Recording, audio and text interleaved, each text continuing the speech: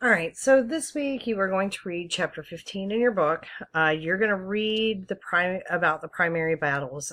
We briefly discussed Sumter, and you watched a video on that last week. You're going to read a lot about the North at war and the South at war. There's some things that I want to talk about that's not necessarily in your book, that I've actually had students ask me in the past, to expand upon a little bit. We're going to pick up, if you look at this slide, we're going to kind of pick up at the Battle of Fredericksburg. You should know who Robert E. Lee is, and John Hunt Morgan. Those should all kind of make an appearance in your readings this week. But I want to pick up at Fredericksburg, and so you don't have to listen to quite as much lecture this week, and you can get the rest from your reading. So I do want to talk about this briefly. If you look at the Civil War, it is broke up into three primary theaters. You have your Eastern Theater, your Western Theater, and your Trans-Mississippi. The North will end up attacking this kind of in what's called an anaconda style, where their goal is to strangle out the South, which they will do. They will end up blockading the South for imports and exports. And we'll look and we'll see as they come in, they'll kind of come out around and just kind of start strangling this way, kind of like similar to an anaconda. I mean, it's what they're going to do is they're just going to try to squeeze it out. So let's look at the Battle of Fredericksburg, and we'll just kind of go from there. So Fredericksburg, this happens around December 13th, 1862, in Fredericksburg, Virginia. And its outcome, it was absolutely a crushing defeat for the Union. Immeasurably strengthened the Confederate cause. General Burnside was the newly appointed commander of the Northern forces, and he planned to cross the river with an army of about 120,000 troops and advance to the southern capital of Richmond. He met there the Confederate General Robert E. Lee, and he took a counterattack by taking a strong position on high ground behind Fredericksburg with a force of about 78,000 men. Now, to the front of this, and this is where at times having a board that I can kind of draw some visuals helps. So I'm going to try to help you visualize this the best I can, given the equipment that I've got to work with here. So the problem is Robert E. Lee really takes away a wrong lesson from this. So he is strategically placed kind of high up on a hill, and there's a wide open space in front of him that there's a half-mile open field that the North has to cross to get any grounds to it. So if you have a height advantage, it's going to be a lot easier to keep your enemy away just based off of having a visual kind of tactical advantage where you can see further, and it's much easier to shoot that target moving across at you whenever they're lower and you're higher, just because you have a better vantage point. What Robert E. Lee took away from Fredericksburg was that he had the superior soldier force, and that's definitely not so much the case. It's all about where he is at. So as the Union is running across, Burnside takes about 12,500 casualties compared to only about 5,000 for the Confederates who were up on that hill. Some historians will estimate this at significantly higher. They'll say that the Confederates took fewer than 5,000 and that the Union took more than 13,000. It's really kind of hard to know exactly how many casualties were took in some of these wars, or in some of these battles. But General Burnside was relieved of his command the following month and was severely criticized, and has been, by historians for his conduct in this battle. Once again, the Union had failed in what should have been its main objective, which was the destruction of the Army of Northern Virginia. And Richmond at this point seems further away than ever. And if you think about it, Richmond is what the South set up to be its capital. So for the South, the victory restored kind of morale after Lee's retreat from Maryland. And so this was one of the Confederates' biggest victories. And again, strategically, this worked for Lee because of his geographical location. But taking away that wrong lesson will kind of, in the long run, come back to haunt him. I do have a list of just a kind of a short list of battles and casualties that are posted that I would like for you to take a look at. And the casualties are incredibly high during the Civil War, and there's a couple reasons for this. So medicinal practices of the Civil War. Keep in mind there's no antibiotics. The introduction of penicillin, which was the first antibiotic, did not happen until the 1940s, and this was discovered by Alexander Fleming. And we're talking World War II before antibiotics are discovered. But the problem is you've got soldiers during the Civil War who are still lining up against one another in kind of the old fashion of, kind of marching out into that battlefield into lines. But you've also introduced cannons, and you've introduced artillery that does a lot more damage than what had been in the past. Of the 620,000 soldiers who died in the Civil War, 2/3 of those deaths were not necessarily the result of enemy fire, but due to disease, and combating disease as well as treating wounded soldiers pushed Americans to rethink their theories on health and to more develop efficient practices to care for the sick and the wounded.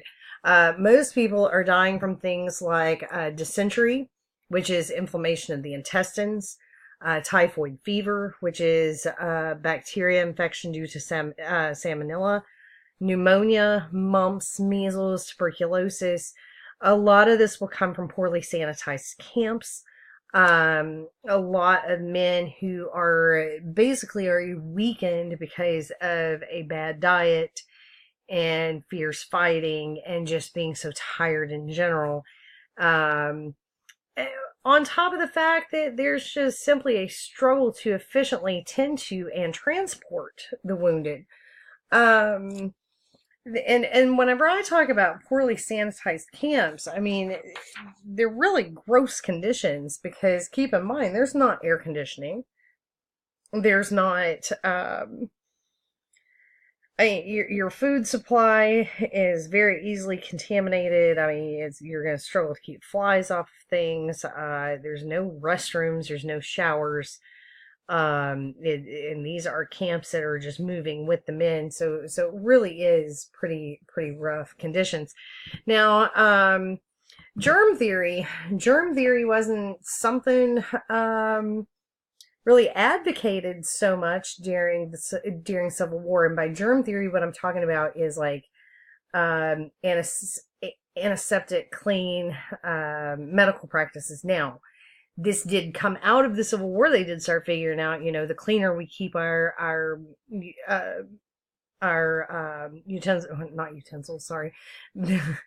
instruments, surgical instruments and stuff. The cleaner that we keep those surgical instruments, the better things are going to be. But that really does emerge during the Civil War, and medical training was really just emerging out of what's called the heroic era.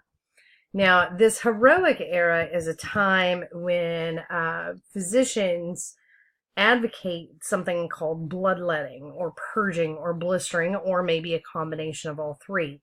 And what they thought was it would rebalance the humors of the body and remedy the sick. So physicians were often encouraged to treat diseases like syphilis with mercury. Now, if you know anything about mercury, you know that it is a very toxic thing now. I mean, I remember as a kid, like the old thermometers would have mercury in there to see, and if you broke it, your parents would just freak out because there was mercury.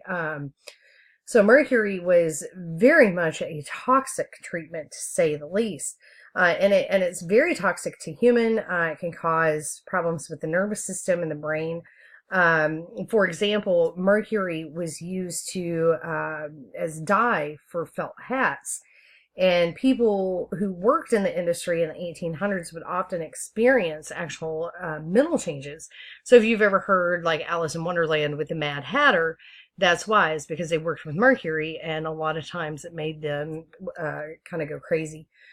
These aggressive remedies were often worse than the disease itself actually was, and those who overcame illness during the war really owed their recoveries less to any medical treatment than to just absolute grit and chance.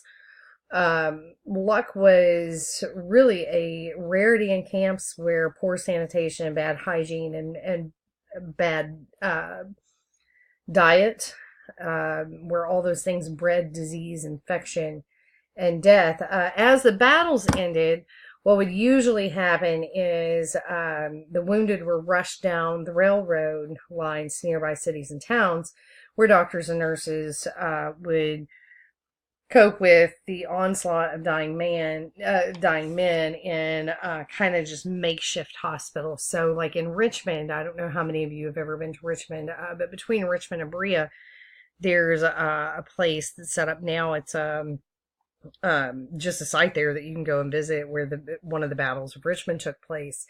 And there's a house there, and the house served as a makeshift medical hospital. My dad was a minister, and he was right across the street from this particular field and field hospital. They also turned the old church that was there into a makeshift hospital for wounded soldiers. So though the mortality rate was higher for soldiers wounded on the battlefield, the field dressing stations and the field hospitals administered care in increasingly advanced ways. One thing that we can look at with war is the medical advancements that come out of them. So what they did was the field hospitals separated wounded soldiers into 3 categories, which you can see in front of you. The mortally wounded, the slightly wounded, and surgical cases. Most of the amputations were performed at field hospitals, and they were absolutely horrible scenes. The surgery itself was not necessarily as crude as the popular memory makes it to have been. Anesthetics or painkillers, not in the form that we know of them today, but it was readily available to surgeons, and they administered something called chloroform to patients before procedures, and it did kind of help with that pain. And so these things did take a devastating toll on Americans, but it did help speed up the progression of medical practices. And we see that by the time we get to World War I, we can really see some advancements in the medical field from the Civil War to World War I. So all of these battles they leave people, and they leave the society with their own problems to deal with. This is a mass amount of death, and definitely on a scale that the United States had never experienced, and anyone in the South, or the North for that matter, the amount of death that they end up dealing with on just a daily basis is astronomical. As we look at it, I mean, the funeral practices, the modern day funeral practices actually come out of the Civil War.